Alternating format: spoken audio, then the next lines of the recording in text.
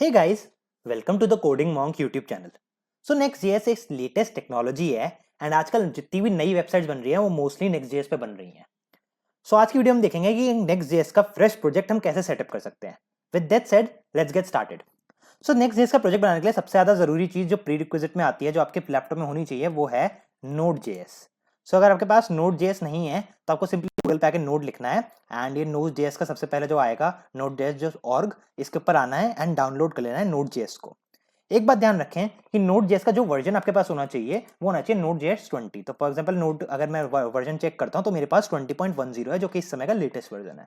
तो आपके पास 20 plus version होना चाहिए Node.js का अगर आपको Next.js का लेटेस्ट वर्जन यूज करना है. नाउ वंस आपके पास नोड इंस्टॉल हो जाता है, जो कि आप सिंपली मैंने जैसे बताया यहाँ से इंस्टॉल कर सकते हो, एलटीएस वर्जन आप यहाँ से नोड से इंस्टॉल कर सकते हो. ये करने के बाद आपको सिंपली अपने टर्मिनल पे आना है एंड जिस भी फोल्डर के अंदर आपको अपना कोड सेटअप करना है वहां आ सकते हो. जैसे मैंने यहाँ पे डेस्कटॉप के अंदर प्रैक्टिस एंड यूट्यूब करके मेरा एक फोल्डर है, उसके अंदर मैं आ गया हूँ टर्मिनल से एंड सिंपली यहाँ पे मुझे अपना जो प्रोजेक्ट है नोड का वो बनाना है, मतलब Next.js का वो बनाना है. तो सिंपली आप भी ऐसे अपने टर्मिनल से अब जिस भी फोल्डर के अंदर आपको प्रोजेक्ट बनाना है वहां पे आ जाए.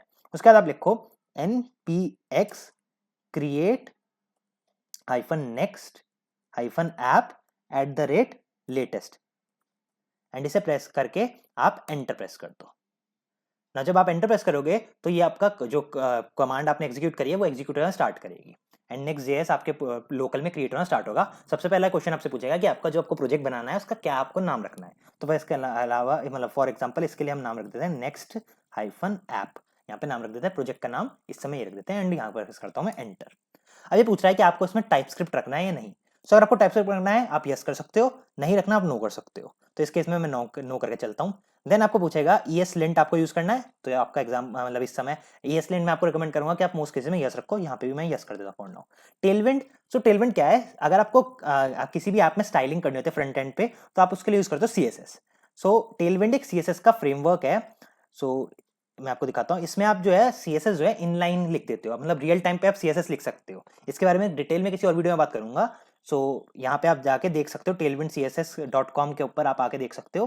बेसिकली इसमें CSS जो लिखते हैं, इसमें हम एक अलग CSS की फाइल नहीं बनाते हैं, हम ऐसे ही कंपोनेंट जब डिफाइन करते हैं उसी के साथ में ऐसे CSS करके लिख देते हैं. यहाँ पे इन्होंने लिखा हुआ है एंड वो CSS रियल टाइम पे इंप्लीमेंट होनी शुरू हो जाती है. जैसे आप देखो यहाँ पे लिखता जा रहा है एंड ये रियल टाइम CSS इस कार्ड में इंप्लाई होती जा रही है. तो इस तरीके से टेलविंड काम करती है. सो अगर आपको टेलविंड आती है एंड आपको इस प्रोजेक्ट में टेलविंड लगानी है तो सिंपली आप इसे यस कर सकते हो, नहीं तो नो कर सकते हो. मैं रिकमेंड करूंगा हाईली कि आप टेलविंड यूज करो. So I will say yes in this case. Then आप बोलोगे कि आपको सोर्स मतलब ये पूछेगा आपको सोर्स डायरेक्टरी यूज करनी है. तो कई लोग कहते हैं कि सोर्स डायरेक्टरी यूज नहीं करनी चाहिए, पर मेरा पर्सनल प्रेफरेंस है कि सोर्स डायरेक्टरी यूज करनी चाहिए. इससे कोड आपका जो आपका मेन वेबसाइट का कोड है वो सारा एक बंडल में शिफ्ट हो जाता है. सो मैं इस केस में यस करूंगा, आप चाहो तो इसे नो भी कर सकते हो. सोर्स डायरेक्टरी का डिफरेंस क्या आएगा वो मैं आपको बता दूंगा अभी कोड इसी वीडियो में आगे. तो फॉर इस वीडियो के लिए मैं इसे ना यस रखता हूँ. एंड देन आपसे पूछेगा कि ऐप राउटर आपको क्या यूज करना है. सो ऐप राउटर क्या है. सो Next.js क्या है, दो मेन तरीकों से आता है. तो पुराना जो Next.js का वर्जन था वो था page router. So basically Next.js में जो राउटिंग होती है वो दो तरीकों से होती है, या तो आप पेज राउटर से राउटिंग कर सकते हो या ऐप राउटर से. सो पहले जो था पेज राउटर से राउटिंग होती थी. इसकी जो खासियत थी वो ये थी कि इसमें जो राउट बनते थे, फॉर एग्जांपल लोकल होस्ट 3000/होम अगर आपका एक राउट है तो इसमें जो बनते थे राउट्स वो आपको फाइल डिफाइन करनी पड़ती थी. जब आपकी फाइल थी उसके अंदर आपको home.jsx लिखना पड़ता था एंड वो आपकी पेज बन जाता था.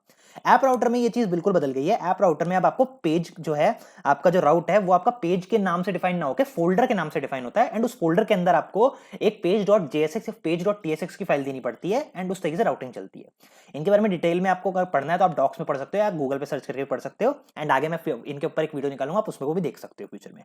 For now I will suggest कि आप ऐप राउटर यूज करो क्योंकि यही फ्यूचर है एंड Next.js का डेवलपमेंट जो है ऐप राउटर पे आगे ज्यादा हो रहा है, पेज राउटर पे नहीं होगा. सो इस केस में देखो इन्होंने रिकमेंडेड भी बोला हुआ है कि रिकमेंडेड यस है. So I will go with yes.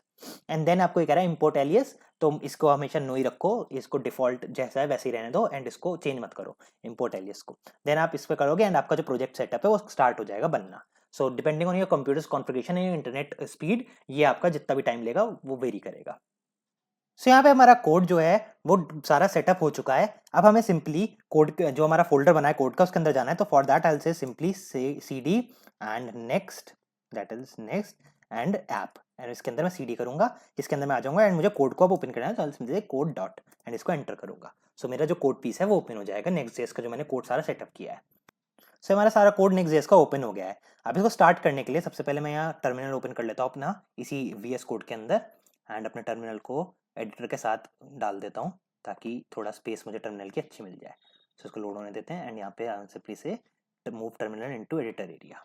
तो अब मेरा टर्मिनल एडिटर एरिया में आ गया है। इसको क्लीन करके आई सिंपली यहाँ पे right the command that is npm run and def and I'll say enter।